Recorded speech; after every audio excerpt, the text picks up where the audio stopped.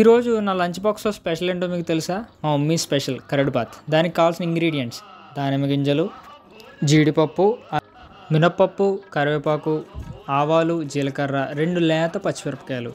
ఇవండి మనకు కావాల్సిన ఇంగ్రీడియంట్స్. ఇప్పుడు అప్పుడే కుక్ చేసిన రైస్ని తీసుకుని దాన్ని కొంచెం చల్లారబెట్టి అందులో అలా గడ్డ పెరుగుని యాడ్ చేసి బాగా మిక్స్ చేసుకోవాలి.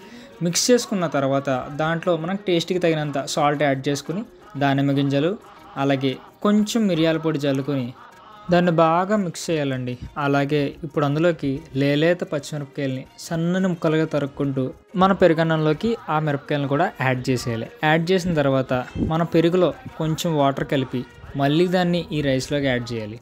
చేసిన తర్వాత దీన్ని బాగా మిక్స్ చేసి కొంచెంసేపు మూత పెట్టి రెస్ట్ ఇవ్వాలి. మనం కరడ్ బాత్కి రెస్ట్ ఇచ్చాం కదా, ఇప్పుడు ఒక మూకుడు తీసుకుని అందులో ఒక స్పూన్ ఆయిల్ యాడ్ చేసుకుని అది బాగా హీట్ అయ్యేదాకా వెయిట్ చేయాలి. హీట్ అయిన తర్వాత మినప్పప్పు, ఆవాలు, జీలకర్ర, కరివేపాకు యాడ్ చేసుకుని దాన్ని బాగా మిక్స్ చేసుకోవాలి. మిక్స్ చేసుకున్న తర్వాత కొంచెం ఇంగువ తగిలించారనుకోండి, ఆ ఫ్లేవరే వేరు కదా. ఇంగువ తగిలించిన తర్వాత కూడా ఒక్క రౌండ్ అలా తిప్పేసి మనం రెస్ట్ ఇచ్చిన ఆ కరడ్ బాత్ను ఓపెన్ చేసి ఈ తాలింపును అందులో యాడ్ చేసుకుని బాగా మిక్స్ చేసుకోవాలి. అంతేనండి, టేస్టీ అండ్ సమ్మర్లో మంచి చలవ చేసే కరడ్ బాత్ రెడీ. కరడ్ బాత్తో పాటు దీన్ని దద్దోజనం అని కూడా పిలుస్తారండి. అలాగే మనం బాక్స్ ప్యాక్ చేసుకునే ముందు పైన అలా వేయించిన జీడిపప్పులను చల్లుకుని పట్టుకెళ్ళిపోతే ఆ రుచే వేరు. సబ్స్క్రైబ్ చేయండి, మళ్ళీ కలుద్దాం.